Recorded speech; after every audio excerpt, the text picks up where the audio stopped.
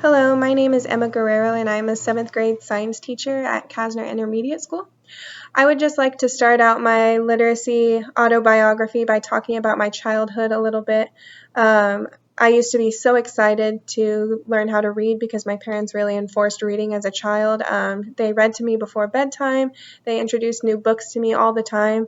And I just remember going to family occasions and being so proud of myself when I could read a book to one of my family members. The playing at Literacy Road that Goodman suggests in her text is a huge part of my literacy road. I used to watch my mom write letters to her family members or her sisters who were not living in California, and I just thought it was so cool that people could communicate through writing, and that's something that I wanted to do. So at a very young age, right when I was starting to be able to write, I would write letters to my grandparents and send them in the mail. Also, a huge part of my childhood were TV shows, which is another technology road that Goodman suggests in her text. TV shows on PBS were huge for me.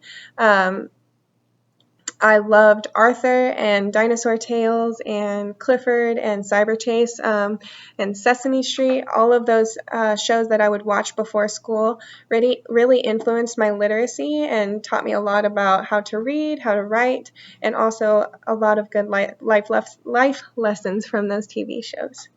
As I got older and started in junior high, I really began to read for fun. I loved fiction and I loved mystery. I read Hunger Games and Harry Potter, and I remember a specific moment in junior high where I read, we were assigned to choose a book as a group that we would discuss, and we chose The Lovely Bones. And although The Lovely Bones might have been too mature of a book for me at that age, I loved the mystery behind it, and I kind of liked how scary it was, even though it's a very sad story. But I remember that was a huge turning point in my literacy because I realized that I loved mystery, crime, scary books like that, and I've been reading them ever since. As I got into high school, a very specific point in high school that I remember is being a junior and having to create these reader's notebooks, as our AP composition teacher would call them. These reader's notebooks where basically we would have to read a series of articles and readings, and we would have to analyze and interpret them and write about them in these reader's notebooks. I cannot tell you how stressed out I used to be about these reader's notebooks. They took hours and hours to complete, and I was very busy in high school, so of course I loved to keep these assignments until the very end to turn them in. What I didn't like about these reader's notebooks is that I felt like I was reading the articles just for the content, not to understand what they were saying or to learn anything from them. And as Freire states, quantity of readings for understanding rather than memorizing is so important. And I hope to bring that in my classroom as a science teacher. I introduce a lot of science readings because I really want my students to be good at scientific writing and reading, which is difficult, but I want them to read for understanding rather than memorizing so that they truly grasp the concepts of that science. And then I also really found that through my writings in high school, I was a strong and opinionated writer.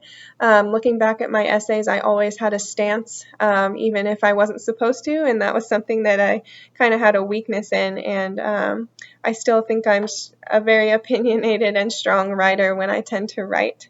As I've asked my family about my literacy background, my mom always says, you were a great reader, but you didn't always do it for fun. And even when she would ask me over the summer to choose books for fun, I wasn't great at that. I always found reading to be something that was just kind of required rather than just something that I could do for fun. And as I've gotten older, I've gotten much better at reading for fun.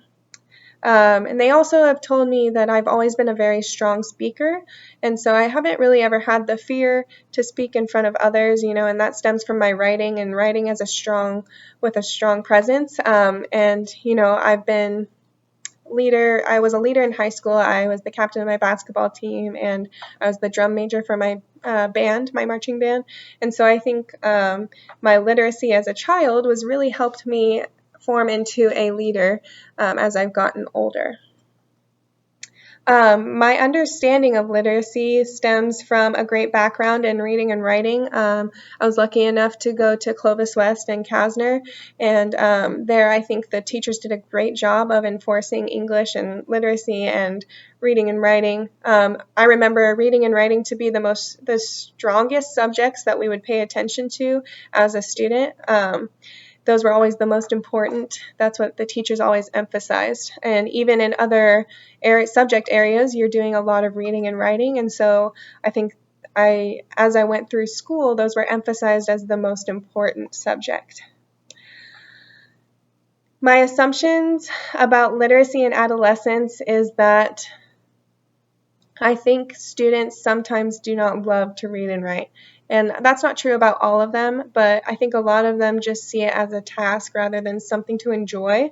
I also believe that adolescents are greatly shaped by what's going on around them. So, social media and what's going around in the world right now is greatly shaping the way that students choose to be literate or are choosing to act on their literacy. And so, you're seeing different chatting and websites like that where kids are talking to each other, and it's not the kind of literacy that we necessarily would consider educational. And so those are my assumptions about adolescence right now in literacy. And then, my perspectives of literacy were shaped by many things in my life. First of all, church. I was Catholic. I'm Catholic, and so growing up as a Catholic, there was a lot of sitting and listening. And so I think, and there was a lot of reading as well. And so I think through church, it shaped my view of literacy. And that might have been part of why I considered reading and writing so boring is, I had a hard time as a little Catholic girl trying to pay attention in church. And also my family was a huge proponent of what shaped my perspective on literacy. My mom always told me how important it was to read, but she never forced it on me or anything. And then I think just my school experience through CUSD is what really shaped my literacy because, again, they just put such a strong emphasis on what reading and writing were. And I think that overall school and family were probably the biggest parts of what shaped my literacy for today. Thanks.